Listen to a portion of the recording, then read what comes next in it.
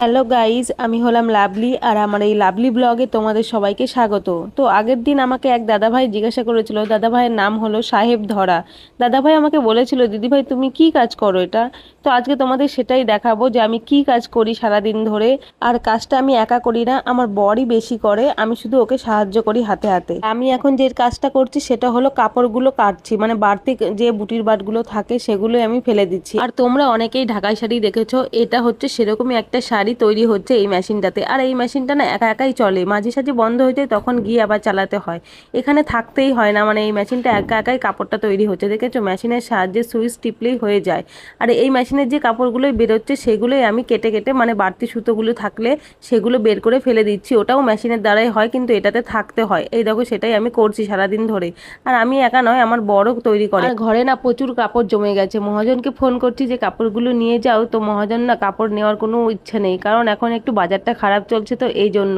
তবুও কাপড়গুলো আমাদের ঘরে রেখে দিতে হয়, আর কি করবো বলো। আর এই কাপড়গুলো বিক্রি হয় কখন জানো? যখন পুজো থাকে, কোনো অনুষ্ঠান থাকে, তখন এই কাপড়গুলোর চাহিদা প্রচন্ড থাকে। তখন কাজ করে সারা দিন রাত কাজ করলেও মানে এটা মানে শেষ হয় না, এত কাজ করতে হয় তখন। আর হ্যাঁ, আমাদের এলাকা থেকে যারা এই ভিডিওটা দেখছো তারা হয়তো এই জিনিসগুলো জানোই যে এগুলো কি আবার দেখাতে হয় না, কিন্তু অনেকেই এগুলো জানে না, জানো তো।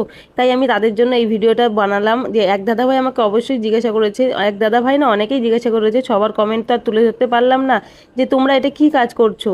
তাই আমি এই ভিডিওটা আজকে তাদের জন্য ভিডিওটা বানালাম। আর এই দেখো, সুতোটা ফুরিয়ে গেছে, এই জন্য মেশিনটা দাঁড়িয়ে গেছে। আবার মেশিনটাকে সুতো ভরিয়ে আবার এই দেখো সুইচ টিপলে মেশিনটা আবার চলতে শুরু করলো।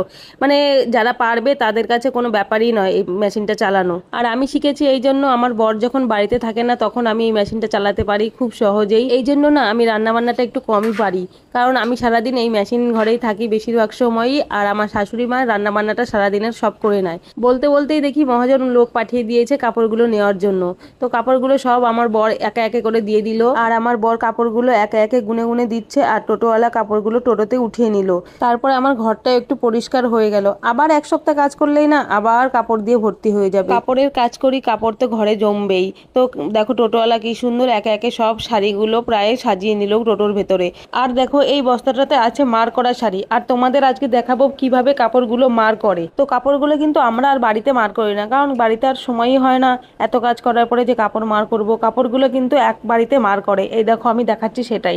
এই দেখো, এগুলো জড়া দিয়ে, অনেকে সাবু দিয়ে, যাই হোক সব কিছু দিয়ে এগুলো মার করে। এই মার করে রোদে শুকোতে দেয়, না শুকোলে তো আর হবে না। আর বেশি রোদ থাকলে তখন কাপড়টাকে বেশি মার করা হয়, করা হয়। আর এই দেখো, এখানে দুটো লাঠি দাঁড় করা আছে, এই লাঠিগুলোকে বলে নাতা। এই নাতার ভেতরে জলটা দিয়ে তারপরে মার করে এগুলো রোদে শুকাতে দিতে হয়। তাহলে ভিডিওটা আজকে আমি এখানেই শেষ করলাম। ভালো লাগলে লাইক কমেন্ট করো, আর প্লিজ ফলো করতে ভুলো না। আর আমার কাজের সম্বন্ধে তোমাদের যদি আরো কিছু জানতে ইচ্ছে করে তাহলে কমেন্ট বক্সে জানিও কিন্তু।